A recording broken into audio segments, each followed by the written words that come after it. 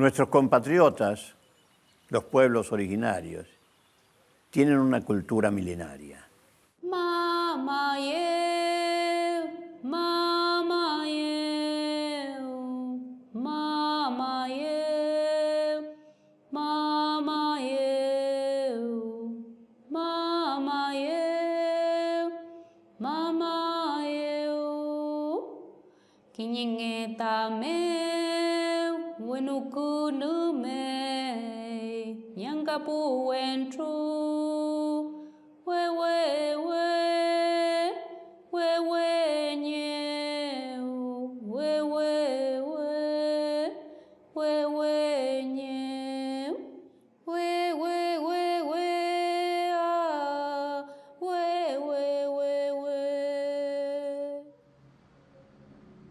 Buenos Aires, 1813. Esa increíble asamblea de patriotas que va a declarar la libertad de vientres, la libertad de los esclavos. Pero desgraciadamente, gobernantes argentinos como Rivadavia, va a empezar el exterminio de los ranqueles con el coronel Rauch. Rosa va a hacer su campaña en el desierto, hasta que se va a culminar todo esto con el crimen más tremendo de nuestra historia, que fue la denominada campaña del desierto, con el exterminio de los pueblos originarios y el robo de las tierras que ellos poblaban. Y esos indios y sus mujeres y sus niños fueron esclavizados.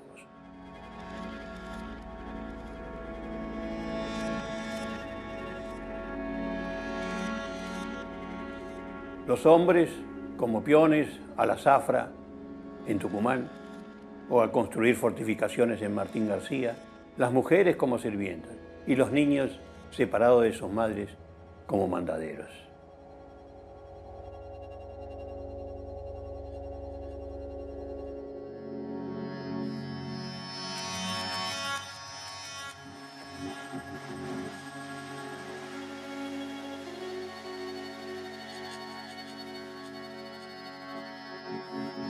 En la Argentina, el 63,1% de la población tiene sangre de los pueblos originarios.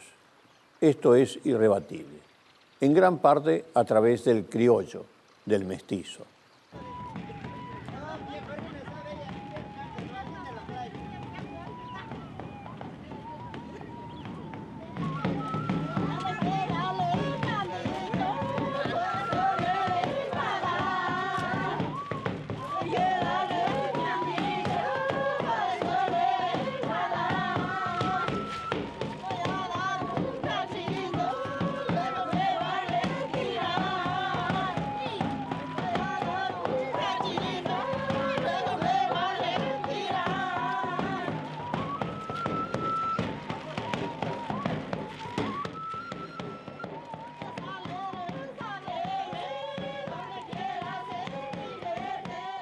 A fines del siglo XVIII, los españoles fueron avanzando en las llanuras, en las tierras de los ranqueles.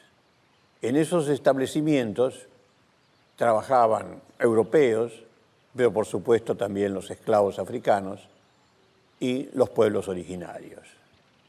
La frontera natural, digamos, era el río Salado. Castelli escribió el documento de Tiahuanaco, en el que señalaba que la Revolución de Mayo también se ha hecho para los pueblos originarios y que con ellos tenemos que trabajar, aprender de su cultura, repartir lo que nosotros traemos de la sabiduría europea en cuanto a ciencias y conectarnos con la cultura y el amor a la naturaleza de esos pueblos. Pero la tentación de apoderarse de la tierra de los pueblos originarios fue muy fuerte.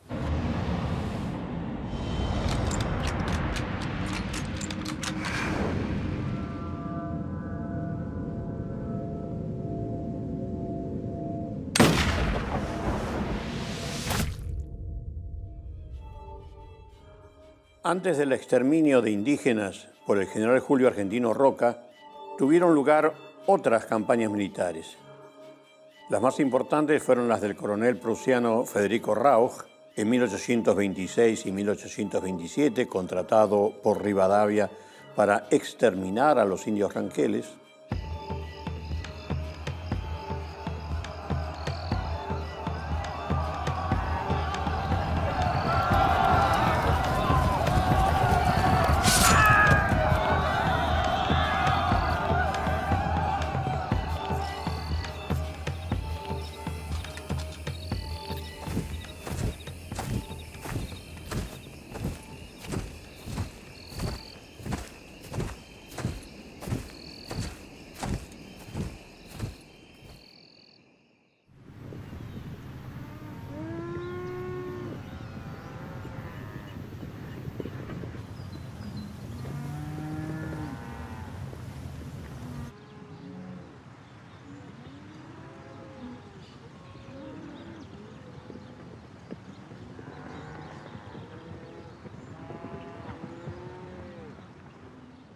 Alsina, para detener a los pueblos originarios que avanzaban para llevarse alimentos, ideó la denominada Zanja de Alsina. Era una zanja, un enorme pozo, que iba desde Bahía Blanca hasta Italó durante 374 kilómetros al sur de Córdoba. ¿Y por qué lo hacía Alsina esto? Para que sí, los pueblos originarios cuando venían a caballo pudieran saltar la zanja, pasaban, podían entrar, pero no podían llevarse las vacas de los denominados blancos. No podían llevarse las vacas porque las vacas no podían saltar esa zanja. Bien, esto fue un proyecto que trató de llevarse a cabo, pero no se terminó. Pero si bien estas misiones militares tenían como objetivo dominar a los indígenas y conquistar sus tierras, las mismas no fueron realizadas con la crueldad del sucesor de Alsina en el Ministerio de Guerra de Avellaneda, el general Julio Argentino Roca.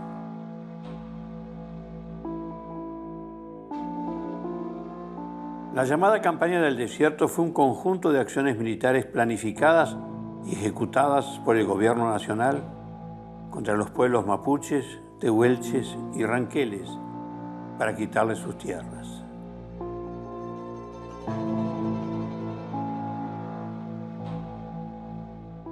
Roca, en contraste con Alsina, planificó extinguir a los aborígenes. Para llevar a cabo este plan, el 4 de octubre de 1878 fue sancionada la ley número 947 que destinó 1.700.000 pesos para llevar la frontera hasta los ríos Negro, Neuquén y Agrio. La ley Avellaneda, que es la ley que financia con un bono, que suscriben principalmente los integrantes de la sociedad rural argentina, entre ellos José Martínez de Hoz, uno de los hombres más ricos del país, que compra él solo 2.500.000 hectáreas a precio vil, y otros 30 propietarios que compran más de 100.000 hectáreas, y en total toda la Patagonia, donde entran varios países de Europa, está en manos de unos 600 propietarios latifundistas.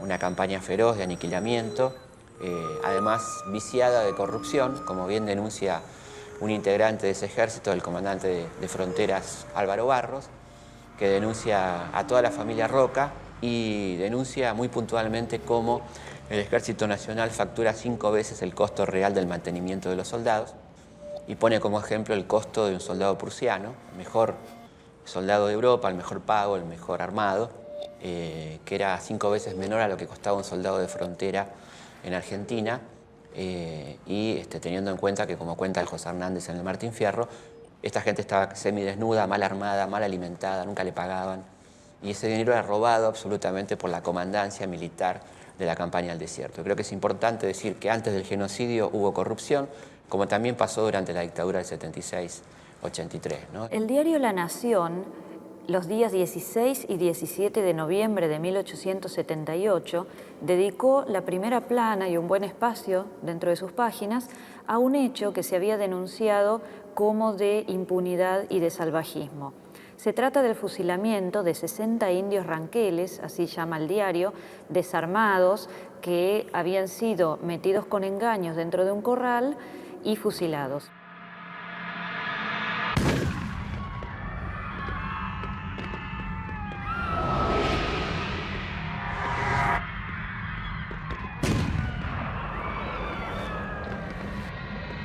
No hay cifras precisas sobre lo que fue la matanza, son cifras bastante imprecisas, pero se puede hablar entre 10.000 y 14.000 la cifra de muertos en el total de la Campaña del Desierto, más unos 14.000 prisioneros que fueron llevados caminando hasta los puertos atlánticos, de ahí a la isla Martín García, y de ahí al hotel de inmigrantes, donde fueron repartidos los niños y las chinas, como decían los avisos, las crías, entre las familias pudientes como criados o como mucamas o cocineras, las mujeres como si se tratara de animales domésticos, ¿no? Esto llevado adelante por las damas de beneficencia, que eran las mujeres de la alta sociedad, de los maridos de maledicencia. Pero ¿cuál fue la principal razón para tanta crueldad? El botín. Querían las tierras en las cuales desde siglos habitaban los indígenas. colocación de este alambre poco difiere de cualquier otro.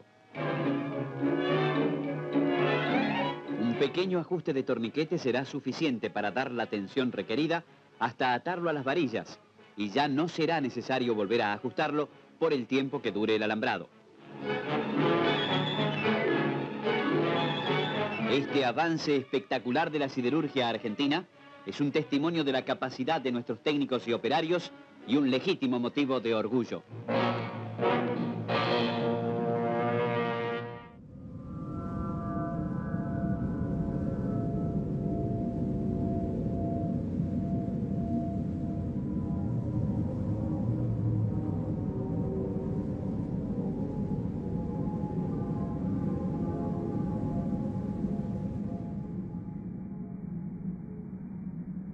El gobierno publicó un informe elaborado por la autodenominada Comisión Científica que acompañó a Roca en el exterminio.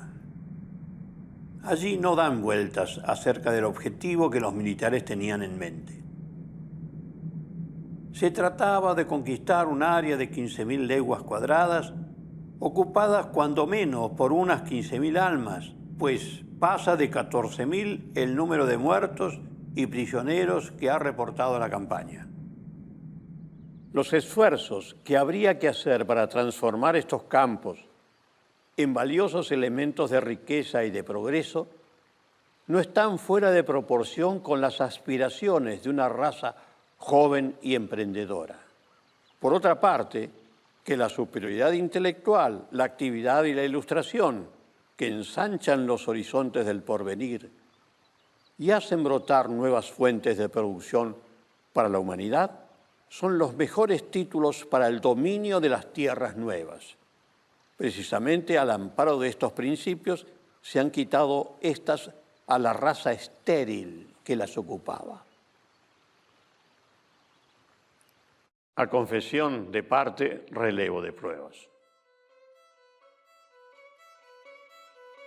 Y así fueron algunos de los principales terratenientes y los más ricos quienes se quedaron con las tierras ancestrales de los pobladores originarios.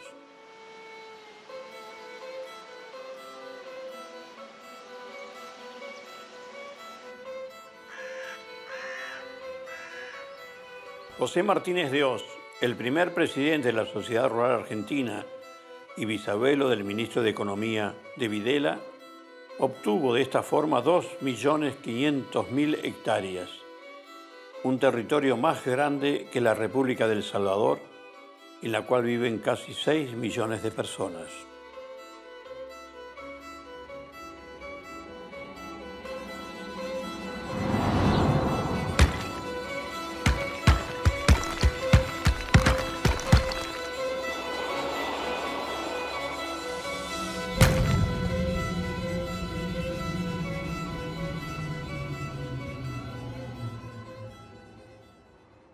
$30 millones de hectáreas robadas a los pueblos originarios se las repartieron entre los más ricos con la llamada campaña del desierto.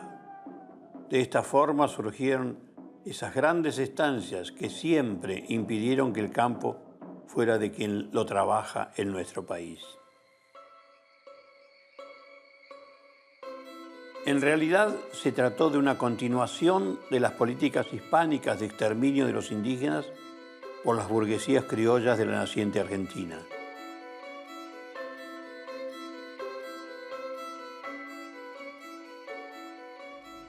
En 1862, el poder nacional, digamos, el poder porteño, en realidad, encabezado por Mitre, logra consolidar la unidad nacional a fuerza, digamos, y comienza lo que se denomina el proceso de organización nacional, así lo llamó Mitre, que es un proceso de concentración de poder en lo cual lo primero que importó fue la creación de un ejército nacional que aproximadamente llevaba la mitad del presupuesto. Ese ejército fue pensado esencialmente como un ejército de represión interna, no como un ejército pensado para la defensa de las fronteras, sino como un ejército de represión interna cuyas primeras campañas son efectivamente campañas contra los levantamientos populares, campañas muy duras sobre La Rioja, Catamarca, la zona de Cuyo, con métodos muy similares a los que se van a usar un siglo después: tortura, arrasar pueblos enteros, capturas de los dirigentes. Y por eso es tan exacto el nombre que le va a dar Videla y Martínez de Hoz a su golpe de Estado, que es Proceso de Reorganización Nacional, que de alguna manera respeta las pautas de aquel primer proceso, ¿no?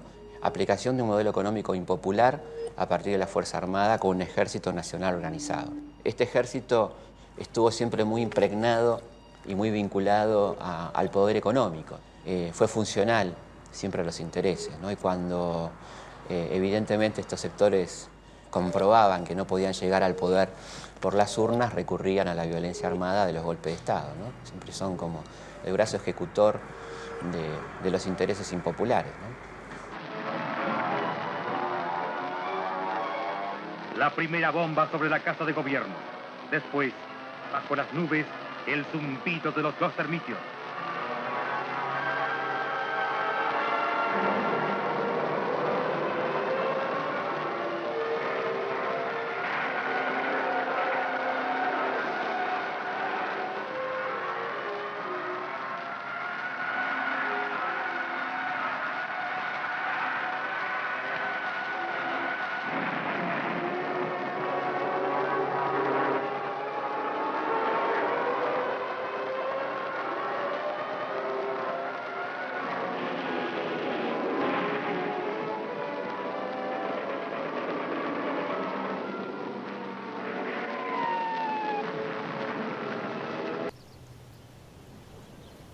En mi investigación histórica acerca de las huelgas patagónicas en 1921, llamada la Patagonia Rebelde, probé que el ejército argentino durante la primera presidencia del presidente radical Irigoyen asesinó a 1.500 trabajadores rurales en la Patagonia, muchos de los cuales eran mapuches y tehuelches.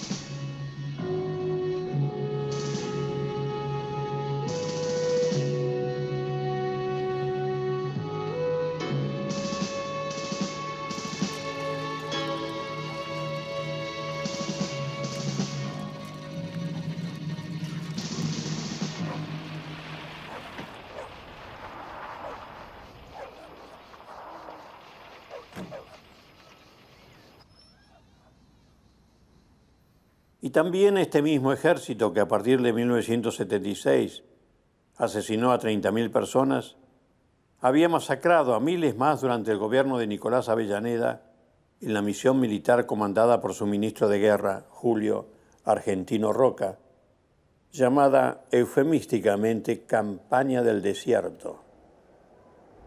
¿Pero de qué desierto hablamos? Si eran territorios en gran parte no desérticos y poblados por los aborígenes.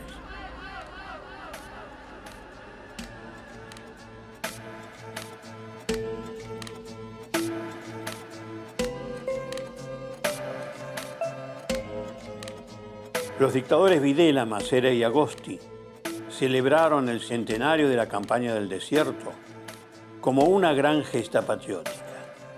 Ellos estaban asesinando a miles y miles de argentinos y argentinas en ese año 1979, y de esa forma esperarían también que alguna otra dictadura futura festeje este nuevo genocidio con pompa y grandes reconocimientos.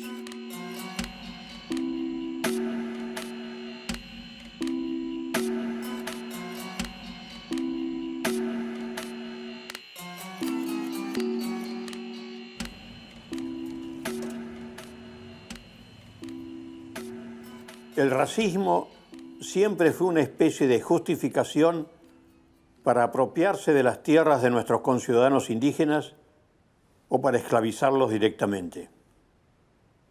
A las aborígenes capturadas por las campañas militares de Roca, las entregaban como mucamas en el hotel de inmigrantes.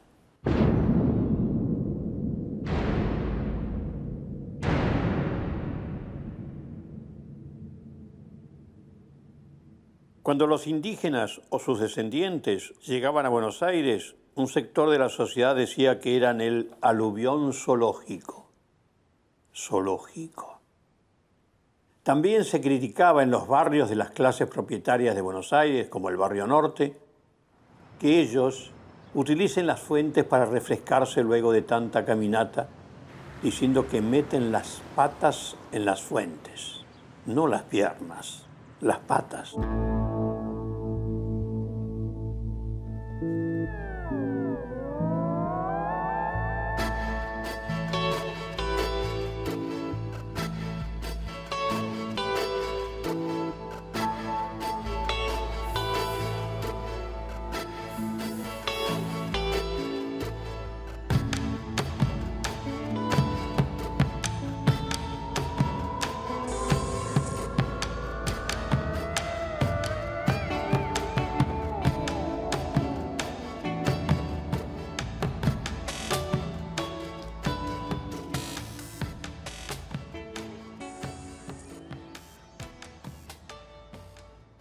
Aun cuando los estudios de antropología señalan de que la mayoría de la población argentina es mestiza, es decir, que tiene sangre de los pueblos originarios, diarios como Clarín en el año 2008 publican artículos como esto, con una foto de una mujer de los pueblos originarios con la palabra exotismo.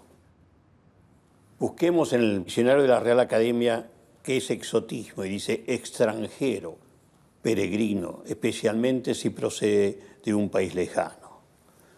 Y qué triste, ¿no?, que a los pueblos originarios de la Argentina se los llame extranjeros, exóticos y no argentinos.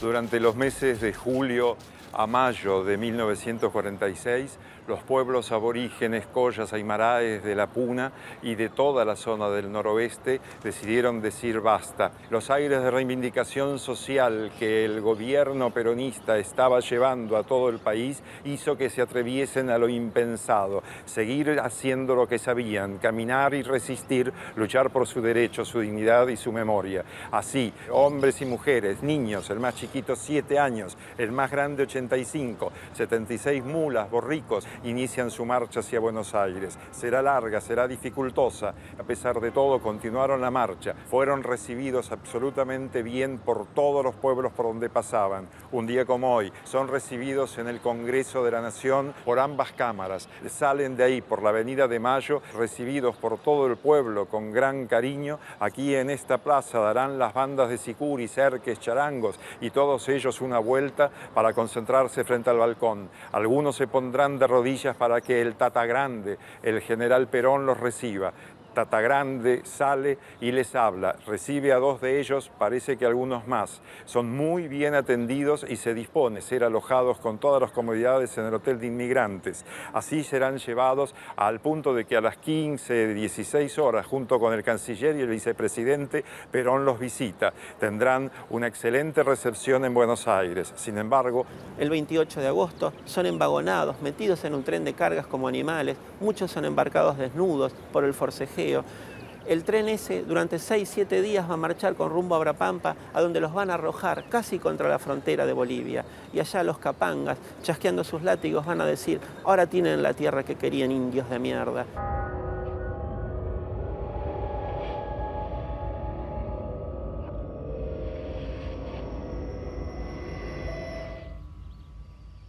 ¿Dónde quedó aquella justicia social que se anhelaba? ¿A dónde quedaron esos pasos hacia la igualdad que cantaba nuestro himno? Esos pasos a la libertad. ¿Dónde quedó todo eso?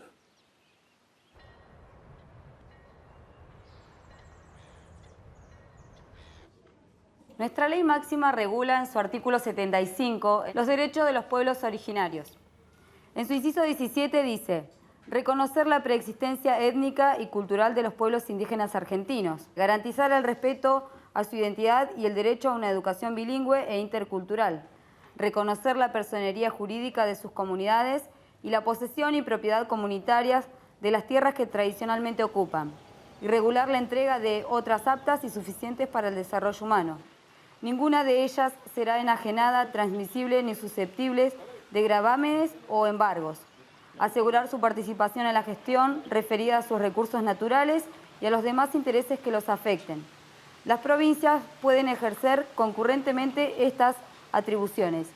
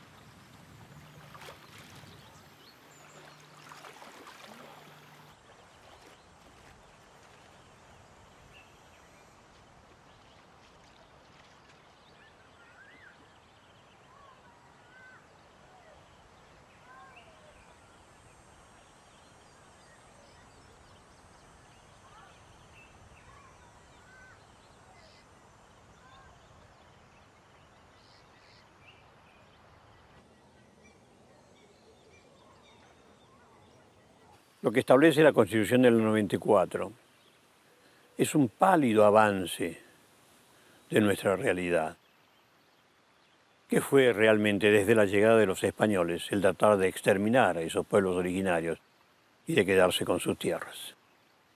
De cualquier manera, es un paso adelante y ojalá se siga cada vez más en ese ritmo.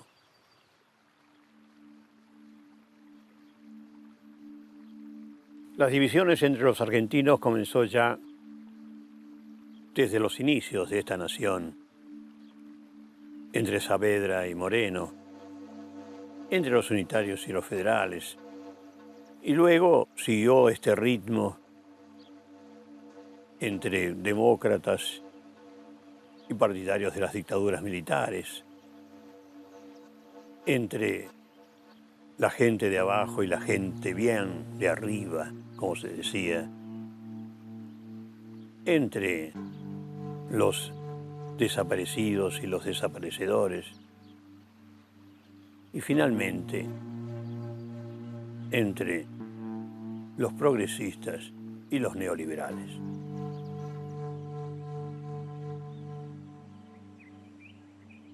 Por ello, el reconocimiento de los derechos de los pueblos indígenas incorporados a nuestra Constitución Nacional en 1994 es solo el comienzo del cambio, y que el racismo solapado, ese negro de mierda que escuchamos en las calles, sea peor que decir yo soy un ser despreciable, racista y fascista.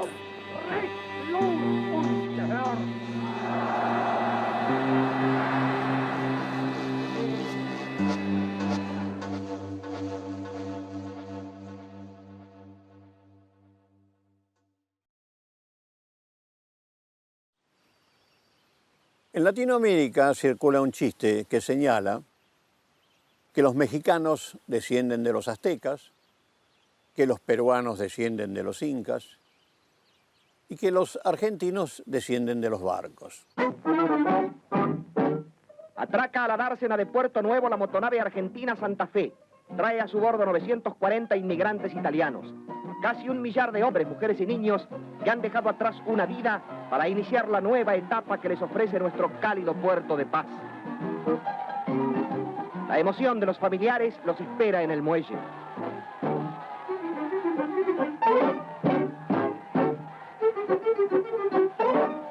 Los saludos saltan sobre la borda y se precipitan a los brazos extendidos de los que esperan.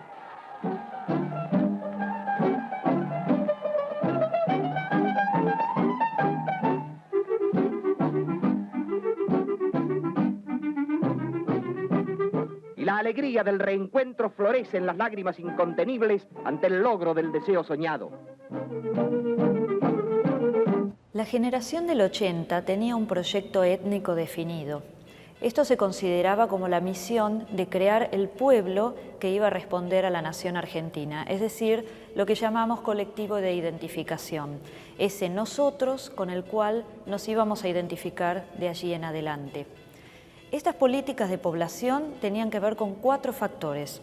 Una era el de atraer la mayor cantidad de inmigración posible. De allí todas las políticas activas de inmigración destinadas a captar la atención de los inmigrantes y a retenerlos en el país.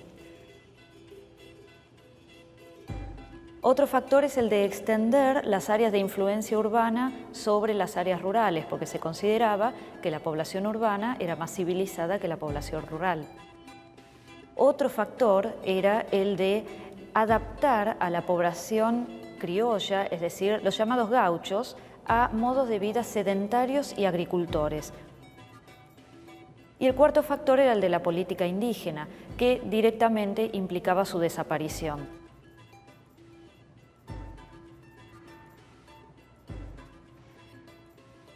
Este modelo de civilización estaba absolutamente identificado con un modo de vida europeo, liberal y capitalista.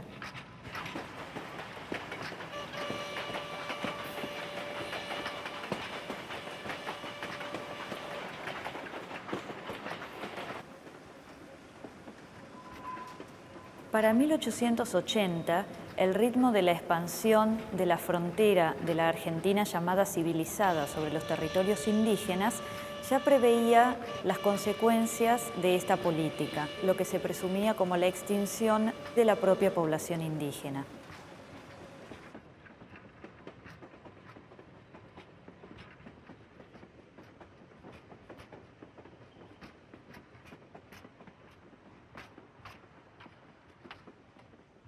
Una vez asumido el genocidio, comienza lo que se va a llamar la política indígena, la instalación de los sobrevivientes de las culturas indígenas en lugares determinados donde no molestaran a los inmigrantes y donde se los viera lo menos posible, para que la Argentina fuera, en conjunto, una nación civilizada.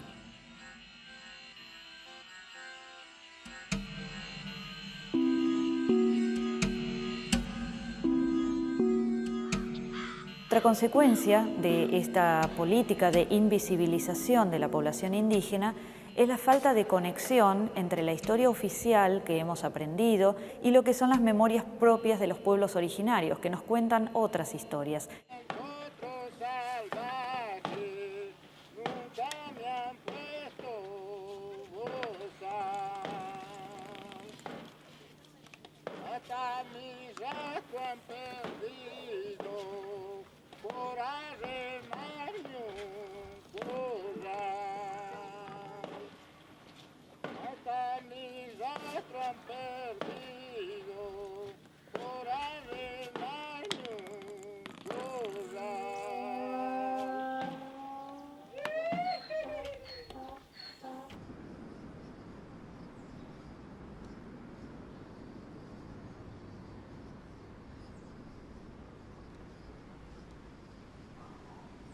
En su obra, El hombre delincuente de Lombroso, en 1889, propone que hay ciertos seres humanos más propensos a delinquir según sus fenotipos. Aun cuando esta teoría sirvió como fundamento para persecuciones a los regímenes más salvajes de la humanidad como el fascismo y el nazismo, todavía hoy las policías siguen utilizando estos prejuicios para pedir documentos y detener a los que no encajan con las caras que deberían tener, según ellos, los hombres y mujeres decentes.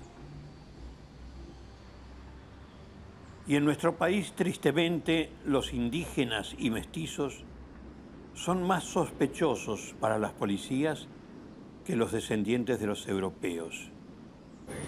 A ello se les llama localmente portación de rostro.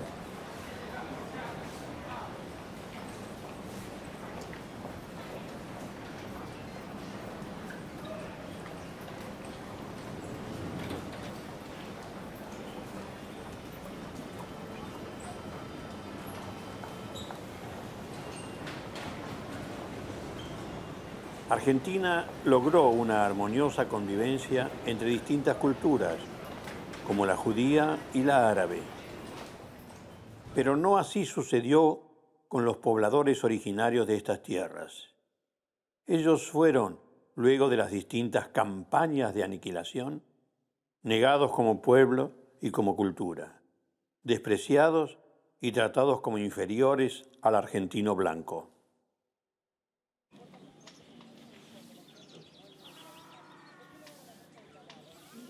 Luego del despojo de sus tierras, a los pobladores originarios los dejaron en los predios menos productivos, de escaso interés para la producción ganadera o agrícola a gran escala.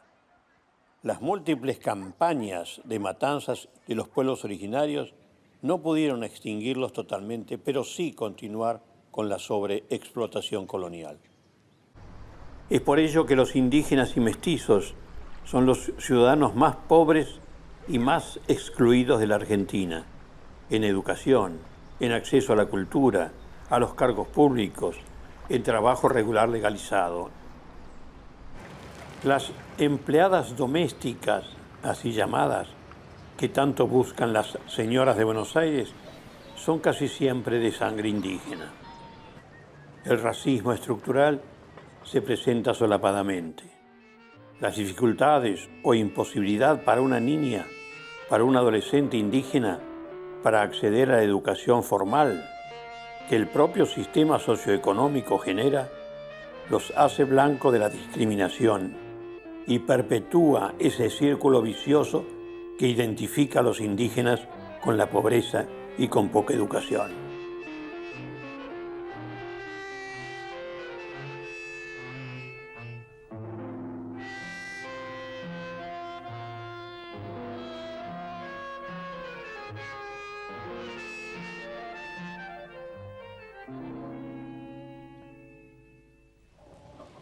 El racismo que originó el relato oficial histórico se reproduce en la televisión, en las escuelas, en el cine, en la cultura. La Argentina del siglo XXI se presenta como un país de dos velocidades: los integrados al sistema socioeconómico dominante y los excluidos del mismo. Y otra vez, como hace tantos siglos, los originarios de estas tierras siguen sufriendo en su propia casa.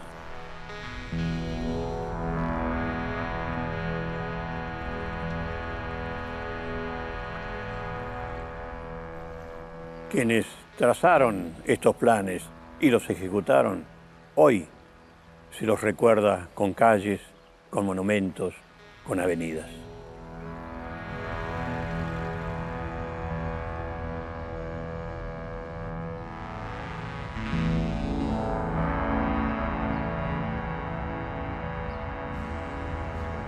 La Argentina siempre se vio europea, hija de inmigrantes europeos, pero cuando se mira al espejo, su rostro es mestizo.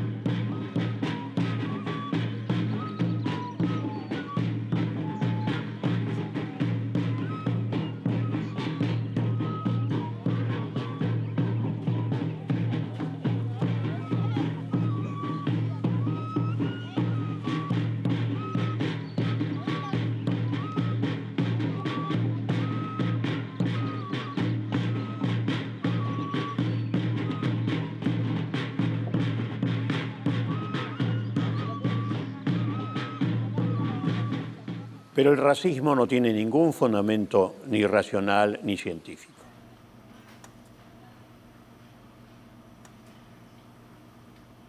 La biología molecular moderna, la genética molecular, ha demostrado que las razas no existen. Dos individuos de piel negra pueden ser genéticamente muy diferentes entre sí, más que un individuo de piel negra y uno de piel blanca. ¿Por qué es esto? Porque nosotros tenemos en nuestras células 25.000 genes Y aquellos que determinan la diferencia en el color de piel, color de ojos, color del cabello, son muy pocos genes, son una decena a lo sumo. Por lo tanto, puede haber diferencias en esa decena de genes que determinen que haya una población negra, una población china, una población blanca, una población aborigen de Australia, pero que en los otros 20 y tantos mil genes las diferencias sean mucho menores. Yo puedo tener un individuo negro que pueda servir de donante de riñón a un individuo blanco. Y esto es porque, a pesar de tener diferente color de piel, tienen algunos genes que son muy parecidos y permiten histocompatibilidad.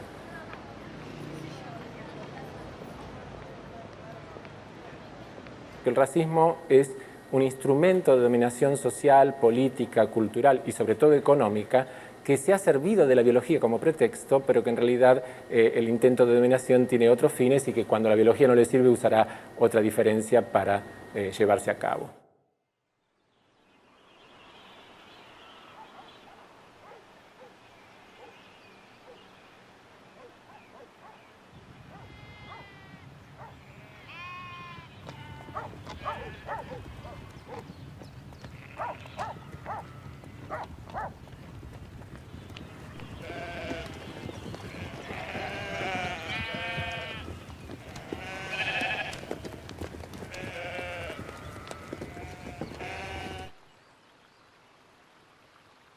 ¿Qué tema es el de la rebelión de los dueños de la tierra? Yo soy un productor de 200 hectáreas. Nos metieron la mano en el bolsillo, hermano, por eso estamos tan calientes. Solamente la rentabilidad del campo. Queremos tener un país de exportadores. Yo no trabajo en el campo, no tengo ninguna relación con el campo. La ciudad está apoyando al campo, eso es lo que le venimos a decir acá. Contra el estalinismo de Kirchner. Basta de montoneros revanchistas, basta, fuera. Piensen que nos van a convertir en otra Cuba. Se van a arrepentir, se van a arrepentir. Vamos a prender fuego al país.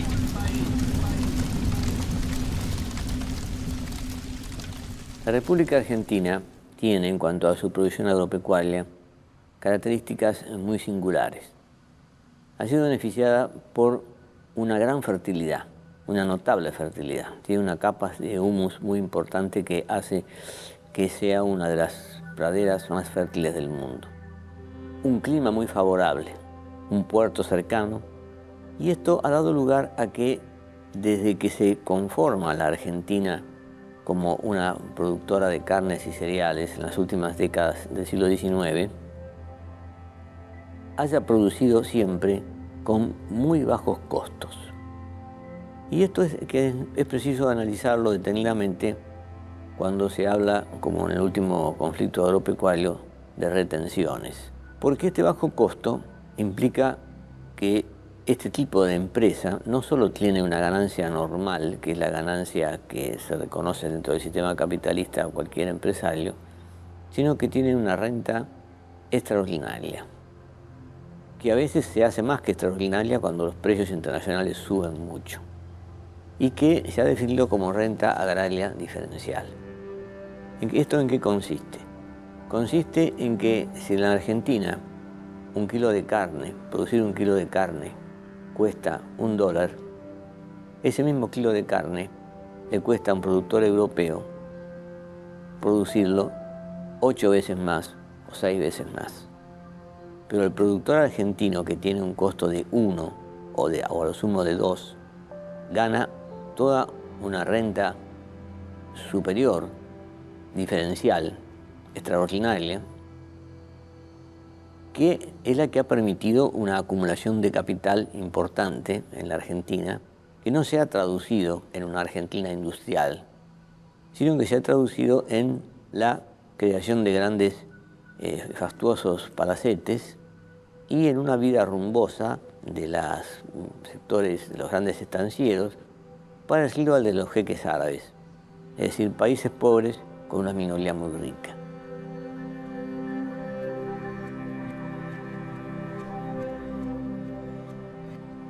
Esta minoría es producto del despojo, el despojo al gaucho, como lo testimonia Martín Fierro, cuando al gaucho se lo manda a la frontera y cuando vuelve perdió la tropilla, perdió el rancho, perdió la mujer y perdió la tierra porque el gaucho no tiene sentido de la escritura, no sabe que hay que tener una escritura para ser propietario.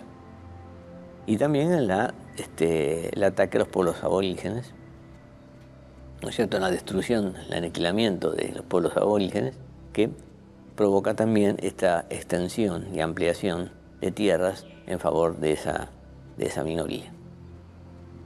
En ese momento ellos estaban en el poder y entonces usufructuaban para ellos de esta, diríamos, bendición del cielo. Esta situación cambia cuando un gobierno popular como el de Perón empieza a adoptar medidas y entonces crea tipos de cambios selectivos y concentra la exportación en un organismo que se llama el IAPI, de tal modo que los estancieros venden, facturan y cuando reciben los dólares por su venta, se les quita una parte de la renteraria diferencial que se pasa al Banco de Crédito Industrial, con lo cual se favorece el desarrollo industrial, que es muy marcado a partir de 1946 y que provoca pleno empleo y consiguientemente una serie de beneficios sociales para los trabajadores en ese momento.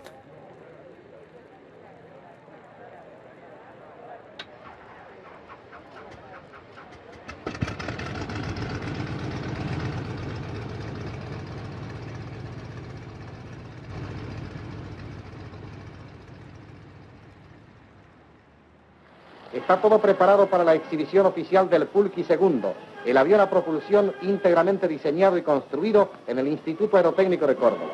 El general Perón observa las características de este formidable aparato, en cuya construcción se han aplicado las más recientes experiencias de la aviación moderna.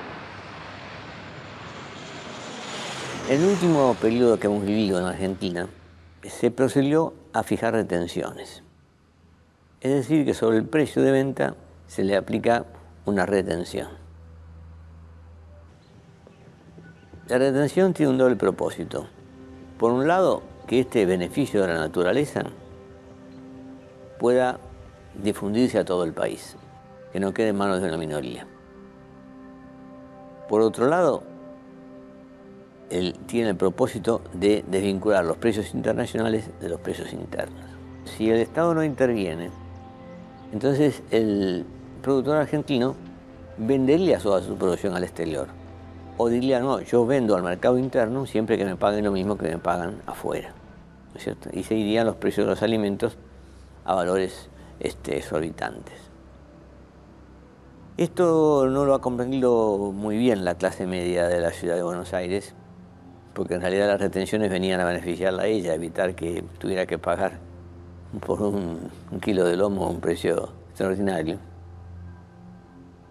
Ha sido siempre más evidente el de qué modo se producía el saqueo en el petróleo en toda América Latina, Venezuela, en México, ¿no es cierto?, en varios países, cómo se producía el saqueo del cobre chileno, por ejemplo, o en las actuales explotaciones mineras que se están haciendo en la Argentina.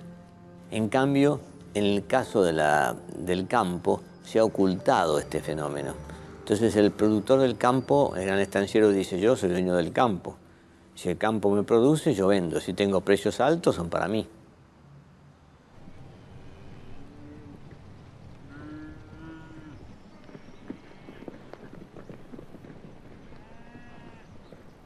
En 1911, el gobierno conservador de la provincia de Buenos Aires, a cargo de Inocencio Arias, revaluó la propiedad inmobiliaria en un 25%.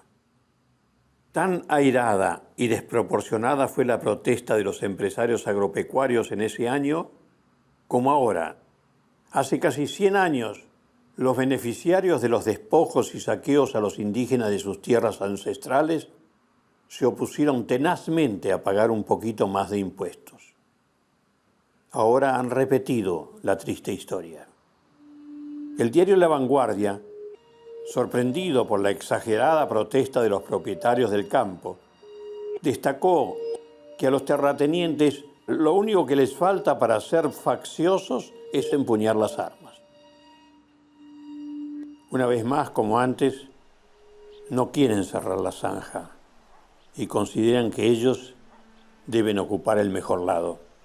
En el 2005, en la provincia de Buenos Aires, se intentó realizar un revalúo de las tierras en la provincia para poder aplicar de manera correcta el impuesto inmobiliario rural. Recordemos que el inmobiliario rural es un impuesto netamente progresivo en teoría, que deben pagar más aquellos que tienen mayor extensión de campos e incluso que tienen los campos en las zonas más ricas.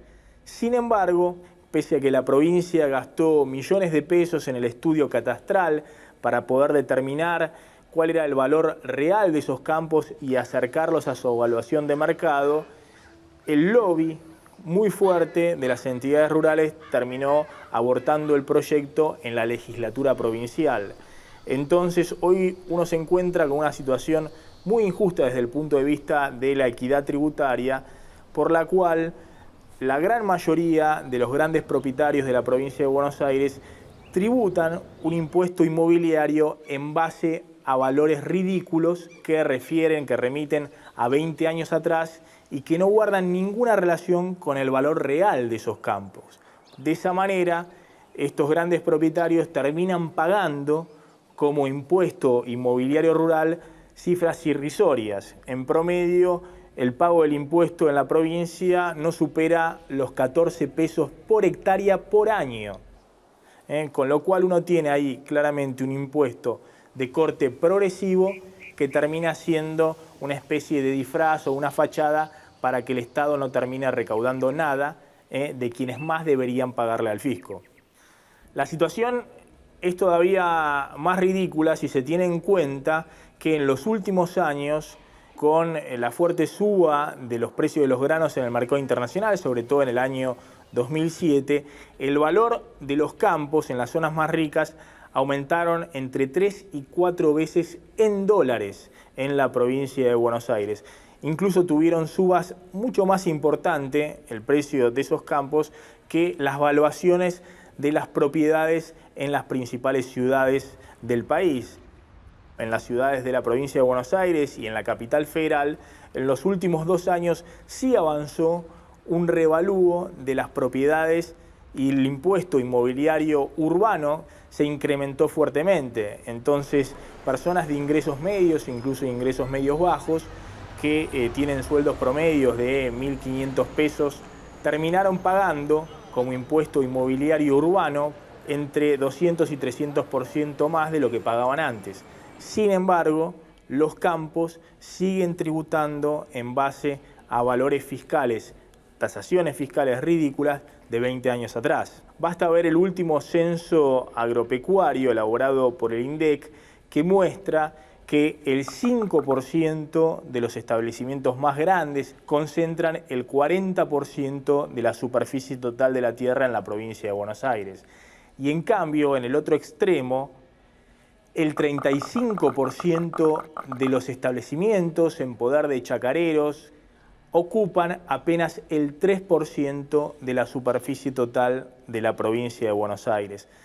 Sin duda, el tema de la concentración de la tierra debería ocupar hoy un lugar primordial en la agenda política, tema que está todavía ausente.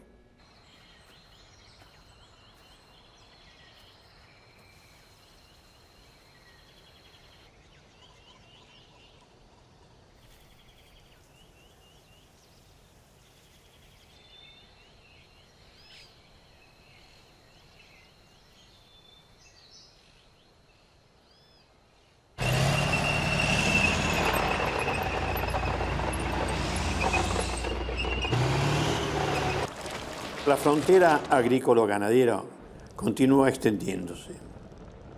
Ahora por el alto valor de cultivos que, como la soja, son sembrados en tierras en las cuales se arrasa con la selva.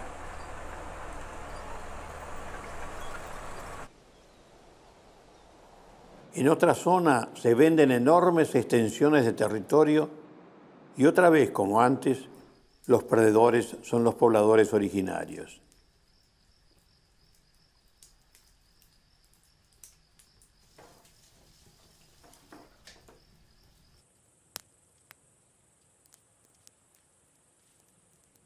Estamos en el cauce del Río Seco, al lado del puente este que vamos a estrenar ahora, Vamos a ver cuánto va a soportar el embate del río. Está circundado por la yunga, la selva.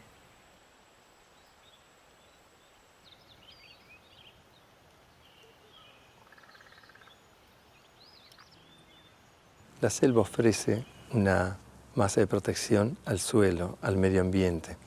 La presencia de cada organismo viviente, de los árboles, de los animales, las talófitas, los hongos, todos interactúan, conforman el ecosistema y protegen. Se protegen entre sí y protegen a la tierra. Estamos viendo que a través de los desmontes, a través de lo que se está ocupando mucho para sembrar, entonces nos están dejando sin monte. Más lo que notamos que ya no hay es los quiriquinchos. Ya no sé a dónde estarán los quiriquinchos, pero se ha perdido casi esta clase de animales ya. No sabemos decir si es que la hemos terminado, pero no creo, ¿no? Sino solo porque se ha desmontado de más y por esa razón es que se va perdiendo eso. Ya no hay nada de lo que quizá hemos podido sostenernos antes. Es por ello que hay que detener el desmonte de los bosques nativos para extracción de madera y reemplazo por soja. Entre otras razones, porque los bosques funcionan como reguladores hídricos.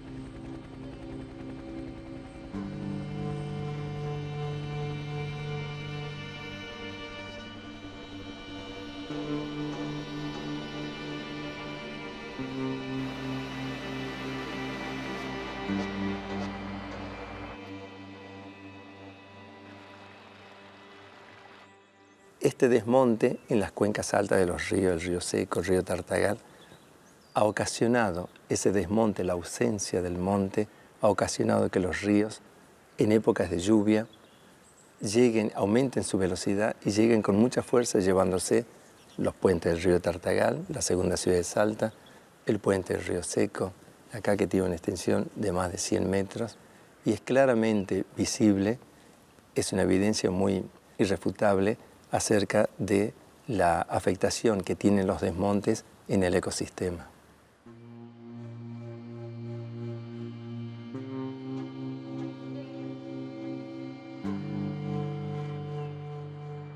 Históricamente, los pobladores originarios de la zona vivían en armonía con el bosque, pidiéndole permiso a la Pachamama o Madre Tierra para alimentarse de ella.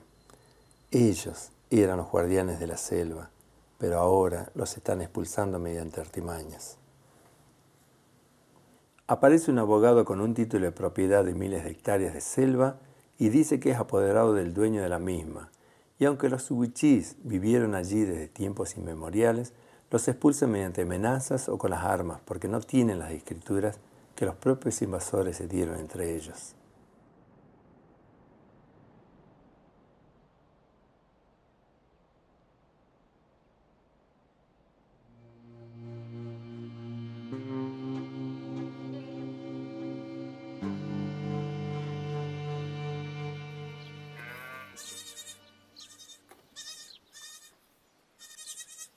Los pueblos indígenas se basan en el mero estar, a diferencia de los occidentales que se basan en el ser.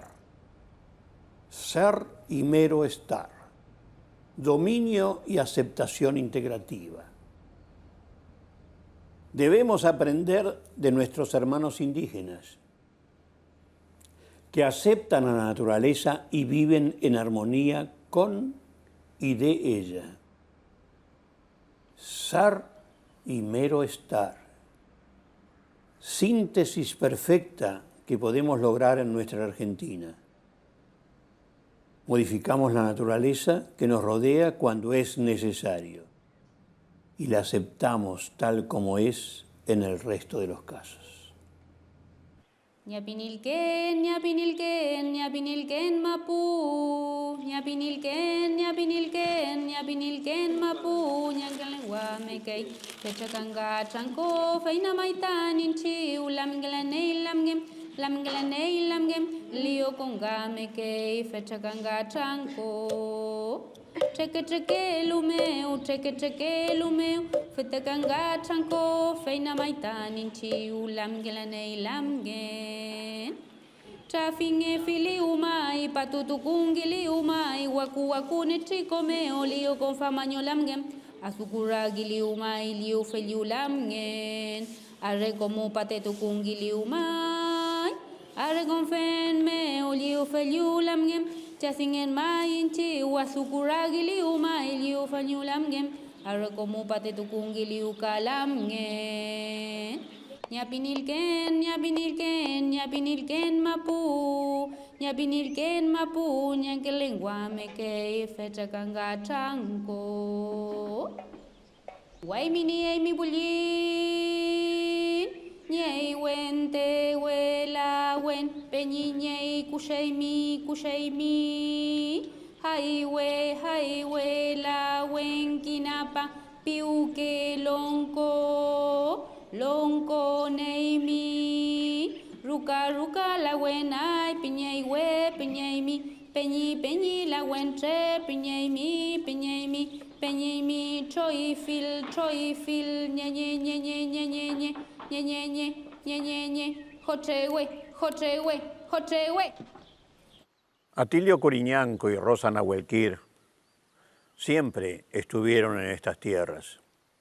Allí, en la localidad de Santa Rosa, en tierras chubutenses, patagónicas, criaban ovejas, criaban chivos, plantaban papas, acelga, frutilla, cebolla, durante años y años, con 4 hijos. Hasta que de pronto vino la orden del juez Colabelli, antes de iniciarse un juicio, dado que los hermanos Benetton, empresarios italianos multimillonarios, habían comprado 900.000 hectáreas en esa región y deseaban también esas 300 cortas hectáreas de los Coriñanco Nahuelquir.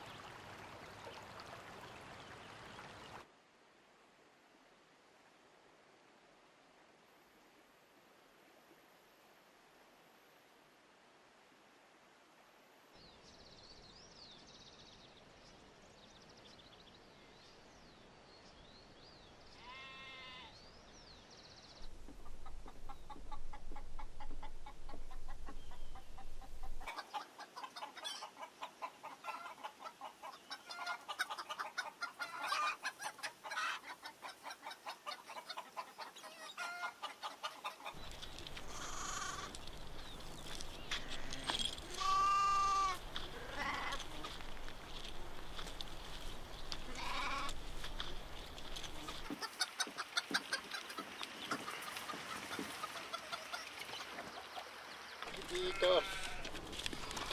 Se fueron las chiquititas.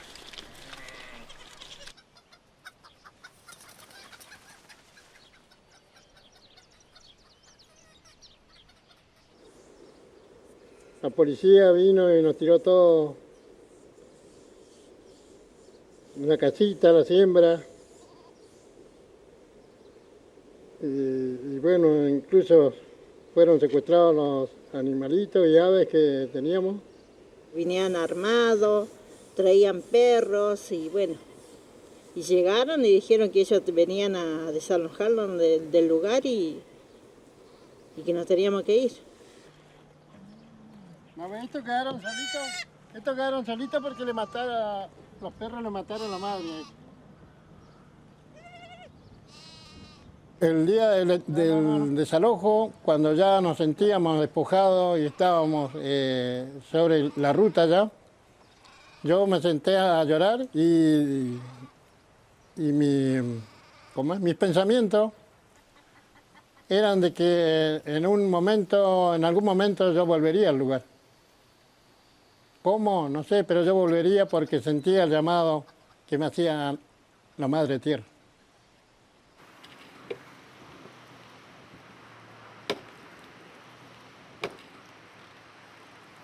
Regresamos nuevamente a nuestro territorio y bueno, de ahí comenzó el conflicto con Benetton.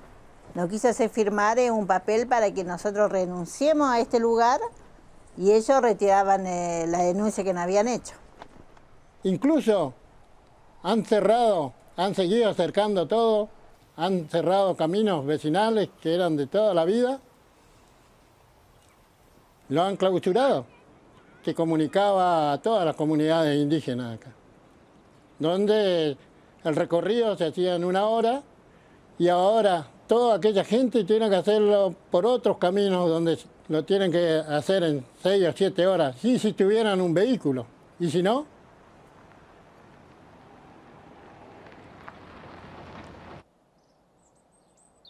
Lo que acababa de ocurrir en el Chubut ya nos aproxima a aquella edad media del poderoso y del que agacha el lomo. La justicia argentina se ha declarado a favor del multimillonario italiano Benetton con 900.000 hectáreas.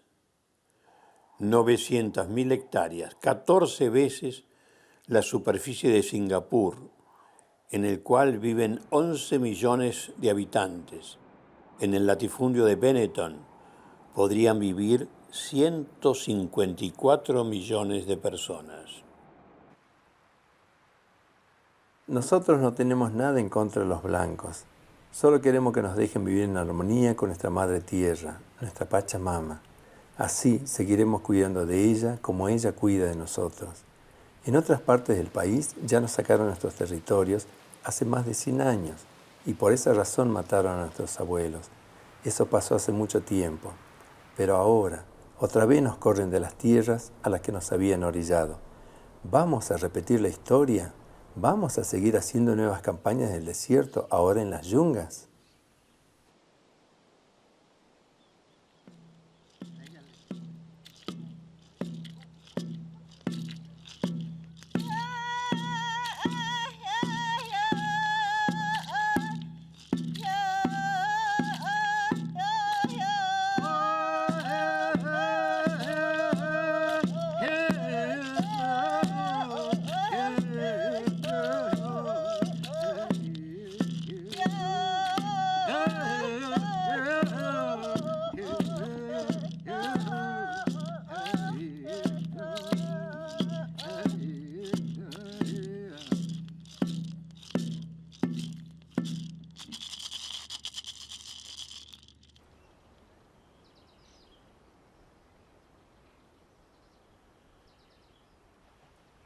En la época de la llamada campaña del desierto había suficiente tierra para que cada uno se formara su propio modo de vida y no se recurriera al lenguaje del Remington. Pero se eligió el camino de la violencia. En ningún caso se habla de las vidas que costaron esas campañas y del trabajo esclavo al que fueron sometidas las mujeres y los niños traídos a Buenos Aires. Ahora como ayer, había suficiente tierra para todos, también para los pobladores originarios que han sido despojados de sus territorios ancestrales. Está en nosotros lograrlo. No repitamos la historia de violencia, racismo y exclusión con nuestros hermanos originarios. Nunca más.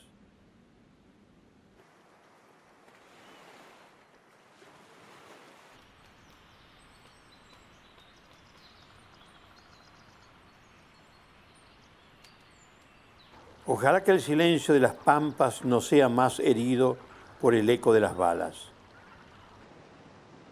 Ojalá que el paisaje de las pampas no sufra más el corsé de fronteras inventadas por el egoísmo humano y se extienda del Atlántico al Pacífico como en el sueño de Bolívar.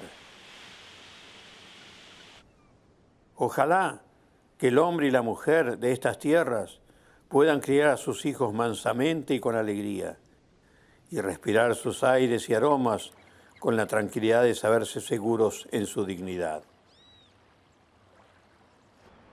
Ojalá que la naturaleza latinoamericana pueda seguir criando su fauna y su flora como cuando estaban sus habitantes naturales, quienes siempre estarán asomados vigilando desde costas, lagos y cordilleras para ver qué hacemos con su madre tierra.